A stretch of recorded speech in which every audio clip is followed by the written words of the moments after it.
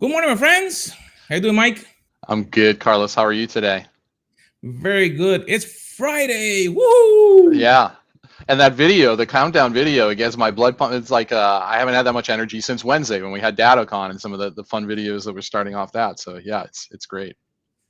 Yeah, I love to start a weekend because I think that is the start of the weekend. It's not the end of the week. It's the start of the weekend to have success, to enjoy with the family. If you have something else that you're planning, I don't know you, but my wife, when it comes up to like Friday afternoonish, Hmm. the list of things we're gonna do this, we're gonna do that, we're gonna do that, and I'm like, babe, but I have some plans for myself. I'm like, yeah, but we're gonna do this. Yeah, usually the conversation is, or the question from me is, what's going on this weekend? And I'm always praying that the answer is nothing. But the reality is, it never happens that way. And actually, this is a good one. We've got, so we have three kids, two daughters in college, one son in high school. So we're in football season. He plays football for the local high school. So we enjoy that on Friday nights. But this weekend, we're leaving our son at home because he doesn't enjoy it. But we're going to see the first musical that we've been to see since COVID shut everything down. So we're excited to take the girls and see the musical Rent. I don't know if you've seen that musical, if you're a fan of that show. No, I think that I saw something in the past, but I haven't seen that. That's Yeah, in they did a Boston. movie. They did a movie of it. Yeah, so the tour is going around. Like this is their 2025 year. I think it's 25-year anniversary tour of the show.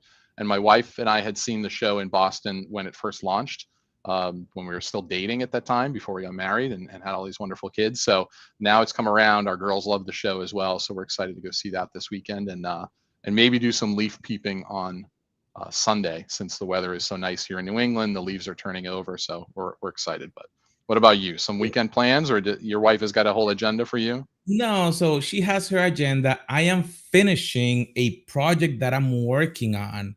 Hmm. So one thing that probably you don't know, I am also the CTO for a publishing company. Okay. And we have helped a lot of authors to launch their book and done book projects. But one of the things that people always ask me is like, how do I create content? How do I Hmm. get a book together? How do I put it Yeah. together? And on the technology world, sometimes that is like how do you do that with technology and stuff like that? So I've been working on a little secret project that may be coming out live next week. That Okay. is how to actually do it like really quick. Um, because I have a lot of friends that ask me, and we over the weekends we talk or we have a Zoom call or something like that. So I say, there may be other people interested um, to Yeah. share the idea. So that's part of the weekend plan to finish that. Graphics are done now. All the processing and everything is what gonna move forward, uh, and then Well, translate it to Spanish. That's the oh, other that thing. even better. Yeah, I wrote a book, co-authored a book 2 years ago, and it was a great experience, but it's a lot of work, and uh, and we self-published the book, so there's a lot of learning when you go through that kind of process. And yeah, I think as we published the book, we kind of decided, hey, why not us, right? Like no one had written a book on channel marketing. We felt it was an underserved space. We had a lot of ideas, a lot of things we had done in blog articles and various forms of content, but nobody had kind of pulled things together in a long form, including us. And so that's what was the inspiration for us to put that book, Marketing Multiplied is the name of the book that we put together, available on Amazon and where fine books are sold. But it is a lot of work. And other people came up to us afterwards and said, hey, I have an idea, or it's a bucket list thing or whatever. And my advice has always been, and I'm sure you share this with people too, is like, why not you, right? Someone's going to write the book on that topic. Why not you? I think people sell themselves short. They have more experience than they realize. But there is a formula to how to ideate, how to put the content, the outline together, how to actually write it, and do your revisions, and then get to the final step of publishing. And it is a process, and there is a learning curve. So and that's kind of the end of the spectrum where people are working for a living and writing a book. My sister actually happens to work in the publishing industry as an agent. She's worked as an editor and assistant editor and all those things that she climbed in her career. But she's working with people who are on the opposite side of the spectrum, who are full-time authors and make their living that way. So there's a lot in between. But I definitely am interested in seeing what you come up with, because I think book number two, have I got another book in me? We probably have a couple of ideas. So who knows? Maybe we'll be partners on that project too. We will talk, and I think that the idea, as you mentioned, is when you learn what is happening around you and you can share it, Mhm. it's actually a great idea. And I think that this week we learned a lot. Yeah. This was a great week for the channel and for Microsoft and for the companies that we work with. Where do we start? Do we start with what was one of the biggest things, what people like? Well, yeah. So I think what you're referring to, DattoCon was our big conference. We both work for Datto, a great provider of technology to MSPs who serve SMBs, particularly in backup continuity, disaster recovery, cloud protection, ransomware protection, all these categories we serve. So big annual conference was virtual this year. Hopefully back in person next year. I know the team really wants that, and our MSP partners really want it, but the event this week, we had over 6,000 people registered from, I think, about 50 countries around the world, and get together live for an experience on Wednesday. And it was an experience. Like if you go to Datto's feed on LinkedIn or Twitter, you'll see this wasn't just, a Zoom window with a couple of slides and a speaker in a box. There was a whole production stage, and I was pretty impressed by it. I don't know what you thought there. Yeah, it was really great production. They also a lot of clips of behind the scenes, like I've seen from all the years, like all the blooper videos and stuff like that. Yeah. So I think that the first piece that I grabbed from the beginning was the idea of that we want to partner and we care, so we're gonna do more than what is expected. Like we're gonna try to over deliver, and that was doing that through that event that a lot of people couldn't attend. Now, what do we do to try to connect with them to over deliver to them? So I think that that was one of the first things that I grabbed from the event. Yeah, and I think that I've been really impressed. Like I've known Rob Ray, our SVP of Biz Dev, for a couple of years now. He's a channel legend, right? He's everywhere. He's at every event representing Datto and doing a great job. But one of the things that I've been really impressed by is um, how he and the team come together to even do things like, Datto's known for having great swag at the event, right? Some, get nerdy with me and all those t-shirts and kind of fun things over the years and great backpacks. And so it's easy when you do something like a virtual event to just cut some of that stuff from the experience and save on the budget. But people who were there live for the event the other day, they get to submit and get their swag shipped out to them. So like, it's the details, it's the experience, it's kind of, uh, and granted, I'm 6 weeks into my time here at Datto, but the company puts its money and its actions where its mouth is, and that's what I appreciate. So the other thing I liked in the keynote, and be interested in your reaction too, is just Tim Weller, our CEO, stating up front, like, we are a security company and MSPs are in the security business. And I Yes. don't know if that's a realization that people had yet. You think a managed service provider, and one of the things you might do is security, but do you really consider yourself a security company? That's a very good point. With everything that is happening, it's not about switching your business model.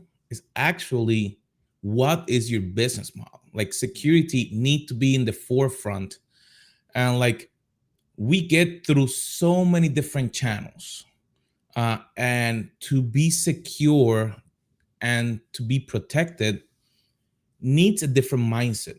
And if as a provider, as an employee, as a customer, if you're not security conscious, like my dad called me the other day and he wanted to order something in Amazon. So he forgot his password. He's 94. And from a security standpoint, I put the two-factor authentication. So if something happened, he has to get pinged to his phone. So again, he's 94. So he's like, why do I have to go through so many challenges? And I'm like, because they're protecting your identity. And again, Right. when a company doesn't take care of that, it actually get affected. But when a company actually then pays attention, like what we saw in the AutoCon, that somebody like, it's really interesting. I want to bring here a little slide. Let me see if the share works. There you go. So one of the things that as you mentioned, that it caught my attention was how Datto was taking the approach to be secure first. That was really interesting. And we're not talking about a small company because it's very easy to play within the smaller guys. Right. Oh, I'm the big guy within the small guys. No, we're talking about that. We're trying to go, okay, how can we as a company be at the top level? And that to the MSPs, that message from the CEO was very, very impactful to me because it shows that they were taking the time to think about the customer first, not about the company first. That's a big change. Yeah, and I think the what I took away. So our Chief Information Security Officer Ryan Weeks gave a presentation, a security keynote, which really brought a lot of this detail out and talked about what Datto is doing. And of course, we have to secure ourselves and make sure that we uh, are ready. There was a slide he kind of put up the left and right of boom. I don't know if you remember that one, right? Like boom is the event when stuff goes sideways, and it's not if it's going to happen, it's when, and planning for when it goes sideways. How do you remedy the situation and recover? And obviously, everything before boom, the left side, is being able to prevent that from happening. So there's a lot that our team does to protect data, protect our MSPs, because one of the ransomware techniques that we saw this summer, right, was coming in and attacking MSPs and going through the MSP to all of their customers and hitting all of them, and then everybody's locked up, right? So it's yeah, it's a scary, kind of $1 trillion, business, cybercrime at this point. It's reaching every kind of business, every industry, every size organization. So having security first mindset in what we're doing, and then being able to enable MSPs to deliver that to their customers, then helps them focus on their business, right? Like you can actually get sleep at night, not worrying about it, because the main attack surface, and this is another piece that Tim covered in his presentation, is mostly email, right? The email inbox of choice, Microsoft 365. Somebody opens an attachment, somebody clicks a link, and that's when things blow up, right? So, or that's when the payload secretly enters and then blows up at a later time once it's already spread around and infected all the network. So there's a lot of complexity to this. Again, that's something that we're focused a lot on here at Datto, and kind of pulling those security elements into the software products that we deliver, so MSPs can deliver those out to SMB customers. It was really interesting to see how proudly you have received the Nigerian Prince email that you want to send me some money so I can send you some more.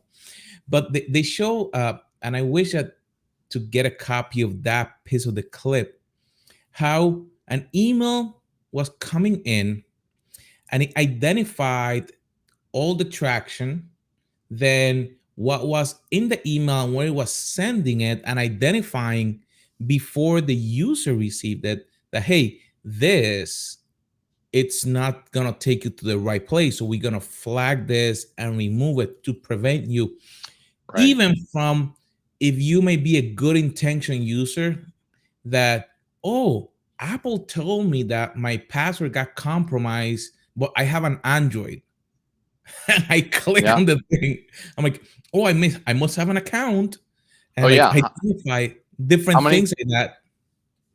how many resets have you received from PayPal? Right, like your PayPal account has been locked, your Amazon account has been locked. Like the spoofing of the kind of the look and feel in those emails is getting more sophisticated. So the product that we announced this week is called SaaS Defense, and so it adds to our SaaS protection product the capabilities you're describing. So it might sit in the end user's junk folder, but the payload, the weaponized email, has already been reduced, right? Like if the user were to click anything, it's not going to take them anywhere because the threat's been eliminated by our SaaS Defense product. So, yeah, that's definitely one of the exciting pieces from this week. And I think that, one of the things we announced also is that Datto partners can go ahead and take advantage of a not for resale trial, use it for themselves, right? See how it protects their environment. And obviously, eating our own dog food is a software industry concept that we've long enjoyed. And now that's an opportunity for partners to put this to use, protect themselves, and then also demonstrate it to customers. Thinking about from the past, when I used to work and build large email systems, one of the biggest problem was that you can do all the great work, you can do everything to try to protect it, but the human factor, you always needed to find what else can you do to try to prevent it. So I think that with this solution, Datto is helping the MSPs and other companies to actually try to, even before a human gets involved, Hmm.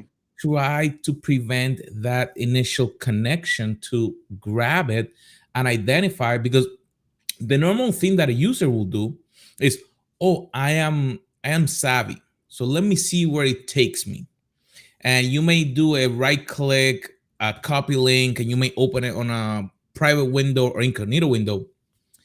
But the piece that a lot of people don't realize is that the links may be codified. Mm. So, oh, this address is a valid address.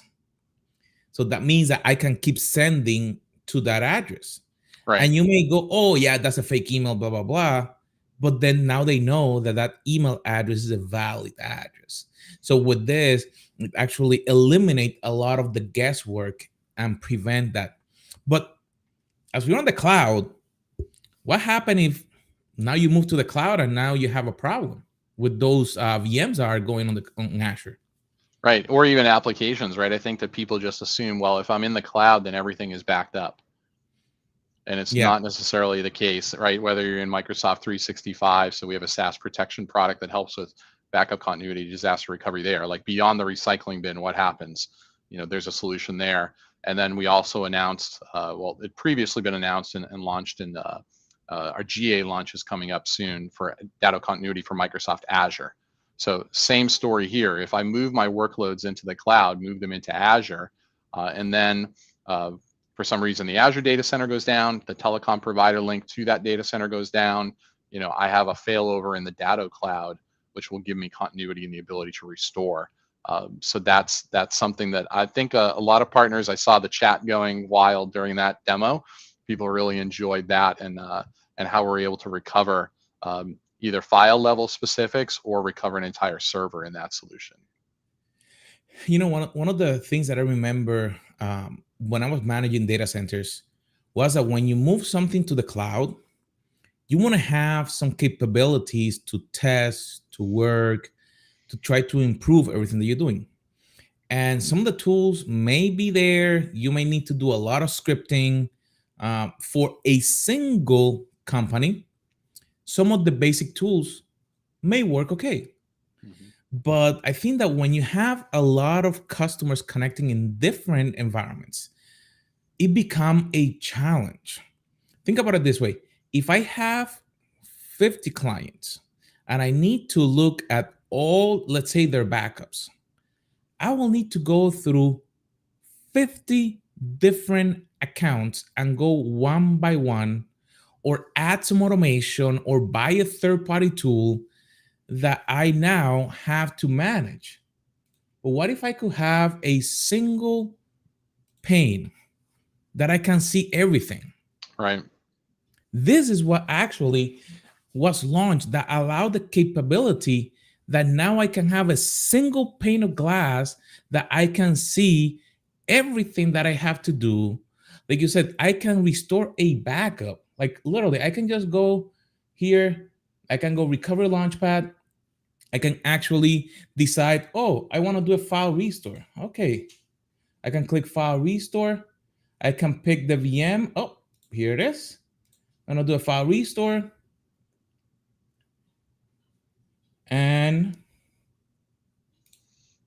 I can do a browse Well, I of think the all. big benefit here too, right, is that if you're a Datto partner and you're doing BCDR on-prem for desktop servers, right, and you do it for Azure in the cloud, you've got one console to use for all of that. To your point, you don't have to log into all different instances or different services. It's integrated, and you can get that one view of the customer experience and pull that all together. Correct. And that is the other benefit, that now you're used to a simplified console. And we know we cannot be like, oh, there's only cloud. There is cloud and there's Yeah. on premise. There will be environments that will be on premises probably forever. There may be environments that are going to move to the cloud. How do we have a simple solution that we can have everyone managing in one place? So I think Yeah. that that's really exciting, not only because we work in the project, but that also it helps solve the headache that, oh, now I need to learn a new technology. I need to retrain my people. And this is something that at the beginning of my technology career, I didn't understood. And it was Mhm. the technology cost is only a fraction of your operational cost. And that's something that sometimes when you have to retrain everyone, change processes, change how you tell the customer what you're going to do, that is more expensive than everything else. Yeah, and I think the opportunity cost is a good point. It's unfortunately, this is something that until someone is attacked with ransomware or until they suffer a severe outage, they don't appreciate this, right? Everybody's cost sensitive, right? But I guess my example I'll use is, before we came to this house, we lived in our first house. We decided to finish the basement. We're going to get some more square footage in the house. We're going to finish the basement. And I got a quote for it, and it was expensive. And this was a family member of my wife's, but it was still very expensive. And I'm like, you know what? I know enough to do this. I can do it. I'll get a little help from my uncle, maybe my father-in-law will come over, and we'll do this on the weekend and get it ready. Uh, I was probably 6 weeks into that project and I would have paid double the amount to get out of it and have somebody else finish.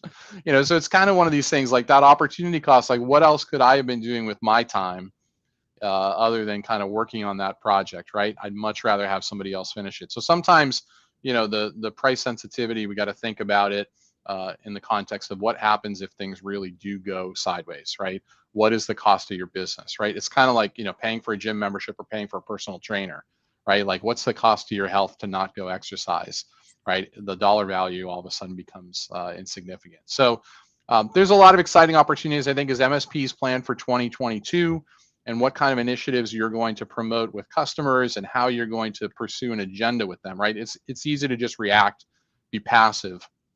What we're encouraging MSPs to do is think proactively about the year ahead. What are some of the initiatives you want to drive through your customers? How can you lead them through digitalization, digital transformation, however you want to characterize this period that we're in? Support lifecycle from Microsoft is a big driver of this, right? Server modernization. So if you're hitting end of support on a Windows Server release that they're on or SQL release that they're on, that sometimes can be a good motivator to talk about this cloud transition.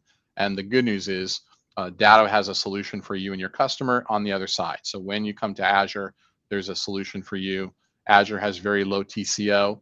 Our solution on top of it, we go above and beyond what Azure Backup and Azure Site Recovery do to provide BCDR at the same level of support that you're used to from Datto in the on-prem environment. So lots of opportunities and so much more, right? This is just kind of one area to focus on for this conversation, but more to cover in our future conversations.